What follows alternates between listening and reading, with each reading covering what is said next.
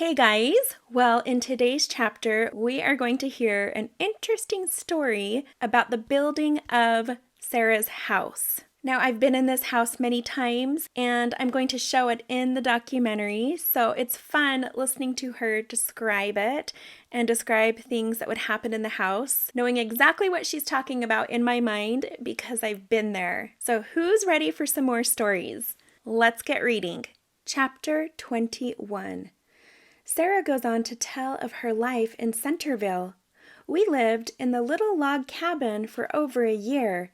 During that time, T. Whitaker spent every spare moment of his time building a large one-room house on the property, up in the lot. I didn't like the thought of living way up there, but he would not budge from his decision and went right on building. He promised to have it done so that we could move in before our second child was born. He did, and I had to live up there 4 long years. Your mother, Elizabeth Emily, my first girl, was born there. We called her Emmy. She was a lovely child with sky blue eyes and light brown hair, gentle, refined, industrious from the first. Sister Duncan was my nurse for her and for John, who came next, and for all my children up until she retired from nursing. Will was almost 5 years old, and Sam was past 2. True to his word, T.W. was always good to little Will. If both boys needed shoes at the same time and there was only enough money for one pair, Will got the shoes. And he always left all the punishing of the children to me. He was the most tender-hearted man I have ever seen. Never did I hear him use foul language. We have such a beautiful expressive language when properly used, he'd say. It seems a shame to waste and abuse it by using degrading expressions to express ourselves. He set a fine example for his family and never asked anyone to do anything for him that he could do for himself. The children loved, respected, and looked up to him always. He was overjoyed at the arrival of little Emmy. Said she was the most beautiful baby ever born. She came the 24th of August, 1861. It was agreed that we name her Elizabeth for me, his wish, and Emily for Aunt Emily Hill Mills, Uncle William's divorced wife, Woodmansey. Aunt Emily had divorced Uncle when he remained so long in England, and she married Joseph Woodmansey, by whom she had a large family. Did I ever tell you that Aunt Emily had one child by Uncle, whom she named Aveline?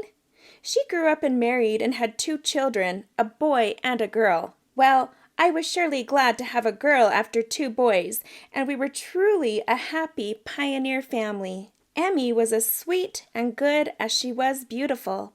Her father said her eyes matched the bluebells we had growing in our garden. Her hair was quite dark when first she came. Oh, such a lot of it. But it got lighter and stayed that way. T.W. said she looked like me, but she didn't. If anything, she favored him. It was when I was pregnant with John, our next child, that T.W. decided that we needed more room. So he gathered rocks, great piles of them, and hired a stonemason to come and lay up the walls for it. They got the 4 walls up, frames all up, in place for the roof.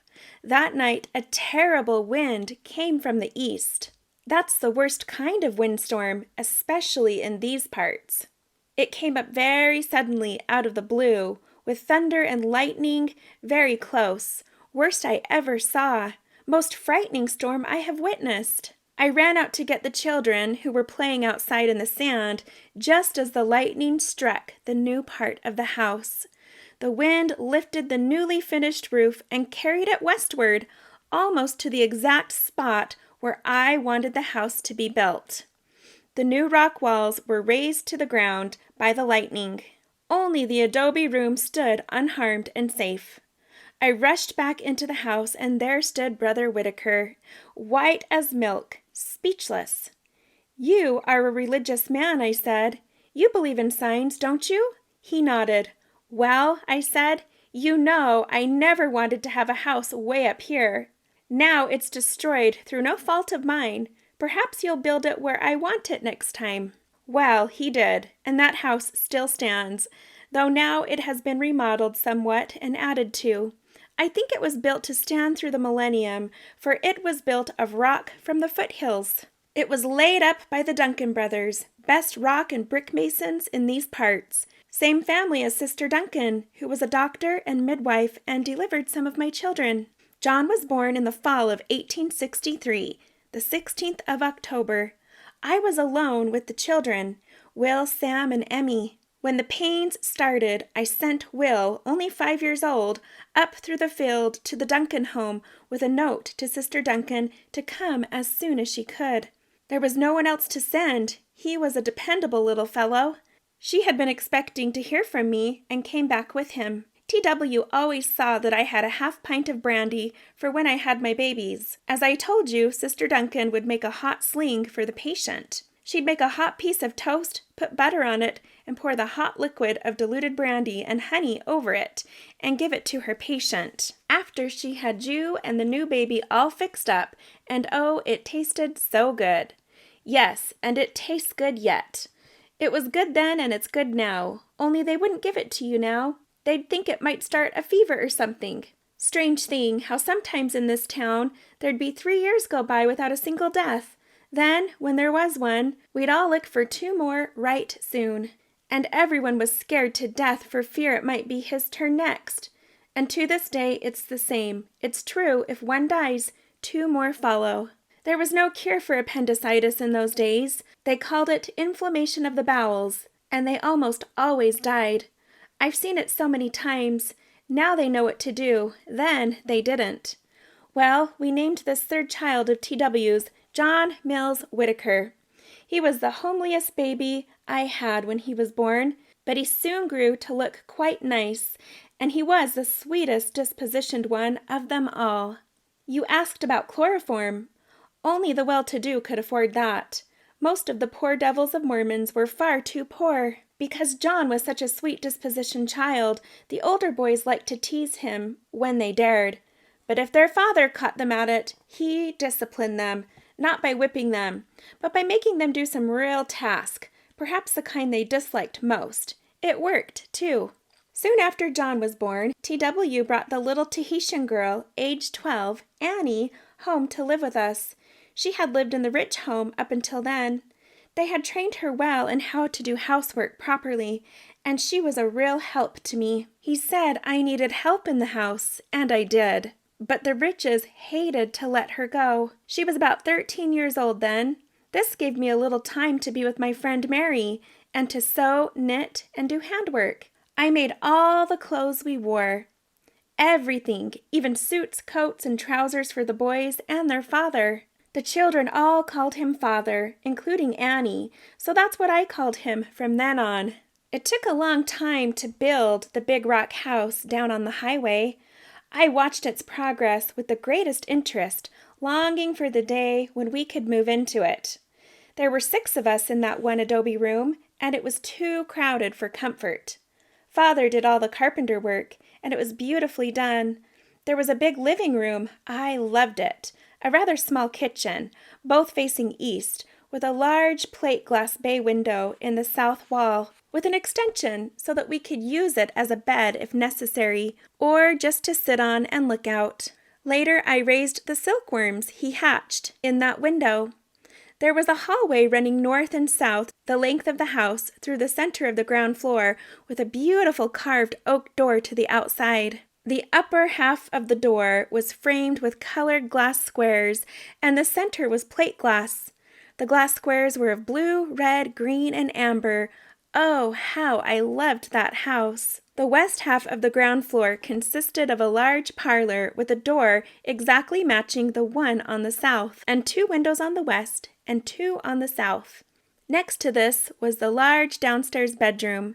Nowadays they call it the master bedroom, which was our room.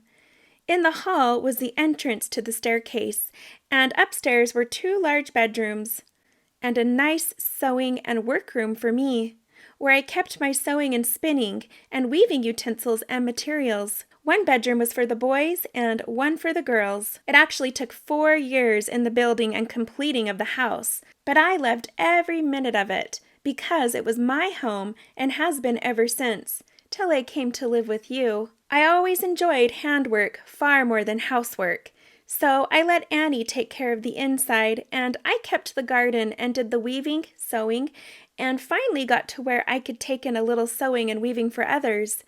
Annie loved to cook and keep house and was very good at it, so we were truly a very happy family. Soon after Johnny was born, I got pregnant again, but I miscarried and was sicker than when I went my full time. Then on March 21st, 1866, our second girl was born. We named her Susan Johanna and called her Susan. She was a beauty, blue eyes, darker blue than Emmy's, and jet black hair with rose petal, soft silky skin, smooth as satin. Father was so proud of his children, but he was gone such a lot, earning a living, that I had all the actual rearing and training and disciplining, or most of it anyway, to do. Mamie came next. She was born the 20th of January, 1868. Her real name was Mary Alice, but no one ever called her that. It was always Mamie. She too was a beauty. Strange how not any of my children looked the least bit alike. Mamie had large brown eyes and just masses of thick brown hair. It seemed that it just never quit growing, and everyone remarked about her lovely hair. Perhaps I should say that her eyes were more hazel than brown at times. Father said she looked more like his mother than any of the others. One day when she was very little, she did something naughty, and he saw her. He took a little stick about 6 inches long and said she must have a whipping. She looked up at him with those great eyes of hers, and he put the stick into my hand and said, "You do it, Lizzie." He would call me Lizzie, though I hated it. That's why I said my name was Sarah, but he called me Lizzie always. "You do it," he went on. "When she looks at me with those great eyes of hers, I can't strike her. She looks just like my mother." I taught Annie to knit and to sew. We made everything by hand in those days, no sewing machines. I made all my baby clothes by hand, tiny tucks, rows and rows of them, and ruffles, embroidery, everything. And the clothes were long for babies and arms. The dresses almost touched the floor when you carried a baby. The skirts and petticoats were tucked and ruffled carefully, so they hung down and showed over the arm of the mother. Boys were dressed exactly as fancy as the girls. In dresses, no distinction was made until they were at least 2 years old, and sometimes 3. My dear friend, Mary Smith, was 4 years younger than I. She was born in 1843, I in 1839. Her folks came from Madison County, Illinois. Her maiden name was Ricks. They were a very fine family. Her father and family moved to Nauvoo, Illinois as converts. Her father, like mine, helped build the Nauvoo Temple.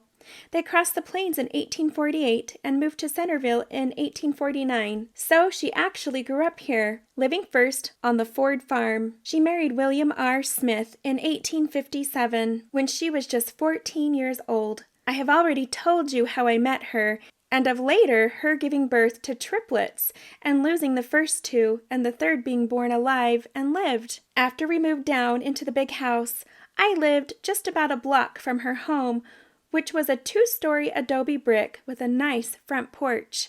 Our children, hers and mine, were sometimes born the same year, even same months as her 5th child. James was born the 16th of January, 1868, and my Mamie just a few days later on the 20th. She had 9 children all told, not counting the 2 triplets that were born dead. And that's it for today's reading. We are getting closer and closer to finishing the book, which means closer and closer to the documentary that I've been working on, and I'm so excited for you to see it. So only 8 more chapters, and some of these chapters are pretty small, so I should be able to get them out pretty quick. Anyways, I'll see you next week for Chapter 22.